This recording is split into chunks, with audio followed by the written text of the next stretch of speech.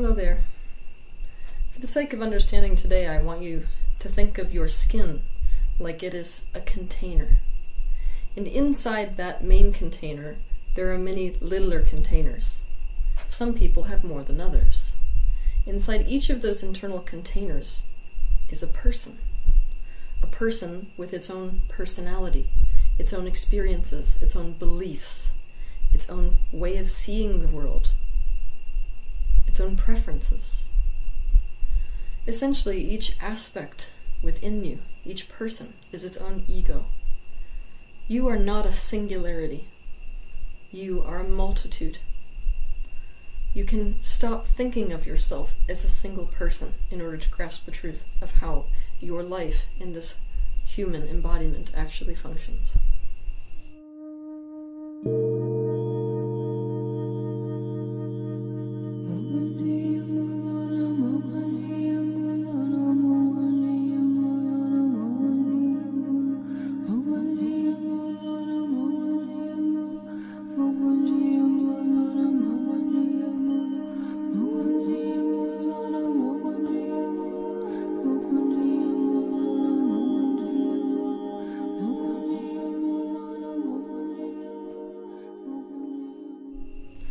We call each little container person a part.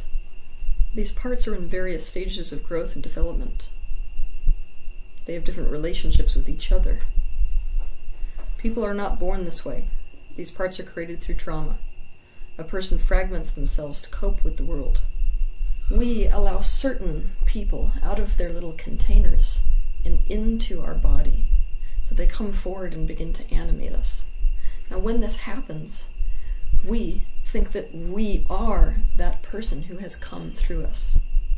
We think that those beliefs are our complete beliefs. Those perceptions are our perceptions. The way they feel is how we feel. Essentially, we identify with each one that comes through us. For thousands of years, the standard practice has been to decide which parts of self, and specifically one part of self, is acceptable, the most acceptable, and then to identify fully with that, and to disallow all other parts from being acknowledged and from coming forward. This is called selective identification. A guru is a person who has decided to identify with only one part of himself or herself. In the beginning of their disciplined practice, if any of these parts within them come forward that they do not fully accept, that does not align with the one persona that they have selected as appropriate, they ignore it, they invalidate it. They simply shift all of their focus towards how that one part would feel towards the circumstance that is arising. They ask for that one perspective to come forward, and they act in accordance with that one perspective. This is their discipline. They do not honor the truth or reality of any other part within them except the one that they allow to be the only ego that exists. The discipline of self-abandonment, that like it or not, these parts they deny are also them. Now the sad part is, with a guru, their identity is made up of their concept of what an enlightened being is, whether or not that's actually a reflection of truth. So let's say that your concept of a guru is somebody who's constantly forgiving, who does not feel anger at all, someone who enjoys the world, who has constant positive focus. If you experience something, or the guru experiences something in their life that isn't going right, and they feel the aspect of themselves that's angry, that part of themselves has to be denied, rejected, disowned, banished to the dungeon. They have to selectively identify instead with their concept of the persona, the part of them that is in that state of guruhood, their concept of guru. I'm not angry. So they will jump into that perspective. At first it will feel a bit fake. They will be putting on a show. The show of, I feel no anger towards them at all. The show of, I'm in a pure positive state of forgiveness. But after a while, they will begin to identify so much with this part, they will mistake it for the totality of themselves. Now, the problem with completely identifying selectively with one ego, is that you cannot acknowledge any other aspect within the self. This is when it becomes highly dangerous. Why? Because everything that that person does has to be explained through that one persona. So let's say you've got an aspect of self that's a pedophile, but you can't actually acknowledge that there is that aspect of self, maybe a self that's trying desperately to get at its own innocence through children. This is how a guru can have sex with a bunch of little kids, for example. They can do that because they have an excuse that falls under the category of the one ego that they have selectively identified with. An ego that says, for example, I'm healing them by doing this. To put it mildly, a guru is perhaps the most selectively identified person that exists, which is why the time has come for the guru to no longer exist in the form that it has existed in for thousands of years, through selective identification. The rest of the egos within them starve. They are not just suppressed. They are literally denied to the point that they are imprisoned in a dungeon and the guru throws away the key. The guru has no conscious access to them after that point. The guru becomes one-dimensional, and the outside world begins to reflect that. Now, from the outside, most people around the guru doesn't understand why so much in the guru's life is falling apart. How can people be so cruel? How can this kind of stuff be happening to them? It's because all of those things are a reflection of what they have buried, those parts that they do not allow to have any part in their embodiment. For example, many people, including gurus that cut themselves off from the unacceptable parts of themselves, have made the child parts within them unacceptable too. After all, children do not control their emotions like a guru should. A guru cannot be a guru if they're out of control of their emotions, and so you will see the guru's own actual children in life become lost to them. They may die, they may be separated from them by their spouses, they refuse to see them, and the list goes on. All of which is an outer reflection of the way the person's own inner children, parts, have been cut off and lost to them. All of these parts of self, they need to be completely integrated. They need to be brought closer to one's being and allowed to merge in a way where a person becomes unified. Now, many of you have heard the saying, which wolf do you want to feed? It's one of the most famous spiritual principles in existence. Do you want to feed the negative wolf or feed the positive wolf? Those of you who feed the positive wolf and ignore the negative wolf don't actually understand that the negative wolf is part of you. You are starving a part of yourself. You are selectively identifying. You are not integrating.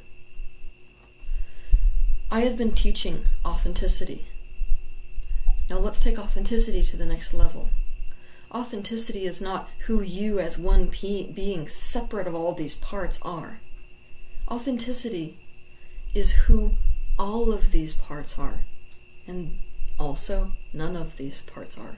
That is who you really are. Authenticity is enabling the spectrum of selves to decide together on an essence, a unity. This is integration. So why don't people do this already? They don't do it because it's infinitely harder. Selectively identifying with the persona which doesn't feel pain in certain circumstances is a hell of a lot easier than trying to weave into your being an aspect of self that does feel pain. Another way of putting this, it is infinitely harder to integrate a persona which is in pain than it is to banish that person to a container and then into a dungeon. So, for thousands of years, the standard practice for the guru has been selective identification, and they teach their disciples selective identification until an entire school of thought is formed around selective identification. So in Christianity, it might be become like the Christ. It's not acceptable to be anything other than that one persona. In Buddhism, it's become the Buddha. So it's not acceptable to allow any other aspect of self that is not the Buddha. This is an outdated form of consciousness. So the next state in the game was essentially disidentification, becoming none of them, owning none of them, integrating none of them. Teachers have come and they have taught this discipline, but in this discipline there is no self. It is selflessness. It is basically taking oneself out of the game of life. And so the universe has asked for the next step in the game. And this is it. The universe wants to see embodied, united selfhood, the conscious game of life. You can use disidentification one of three ways. Either you can use disidentification so as to identify selectively with one persona, or you can use disidentification to unite with none of the personalities, a state of pure beingness that is not identified with a selfhood. Or you can disidentify so as to use that disidentified essence to create a unity through all the multiplicity of selves, so as to become a unified embodiment. Now, I will warn you that it is very difficult to practice disidentification to create genuine integration in a world that believes that selective identification is the way to goodness, the way to rightness, the way to happiness, and the way to health. When you begin this process of genuine integration, which, trust me, I will go into in depth over the course of my career, you are not going to have an easy time because your ego judges you next to other people. It exists in a state of comparison. When you compare yourself to somebody who is selectively identified, you will feel yourself wanting. You're going to feel the aspects of you that are not in that perfect state of health, happiness, or joy that their selective persona is currently experiencing. But I have an analogy for you. Let's pretend that you were to get into a high-speed car crash. 70 miles an hour, you roll your car on the highway and every single bone in your body is shattered. Maybe you could amputate a limb. And by amputating that limb, you wouldn't have to go through the painful process of the bone healing, all the fragments coming together again. You would be out of pain quicker. What the universe is essentially asking of you on this multidimensional level is to be the person who gets in the car crash, but who enables all the fragmented aspects of self to come back together instead of to amputate. When you are in pain during this process because you're comparing yourself to other people, other gurus, other spiritual teachers who seem like they are in a better place than you are, it is usually because you're comparing yourself to someone who is selectively identified. They are not in a process of integration, so of course they seem like they are healthier. It is because the persona they have chosen to see the life through to the exclusion of all their other parts isn't in pain. Now here's the other difficult part. The people who are selectively identified will be expecting the same thing of you. They'll tell you that it's easy. As easy as switching into the self that feels happiness all the time. As easy as forgiving. As easy as letting go. As easy as being present. Because they're selectively identified. If you plan to integrate the aspects of selves that are in pain, who don't hold the enlightened perspective of the guru self, you will probably be in pain longer. But here's the thing.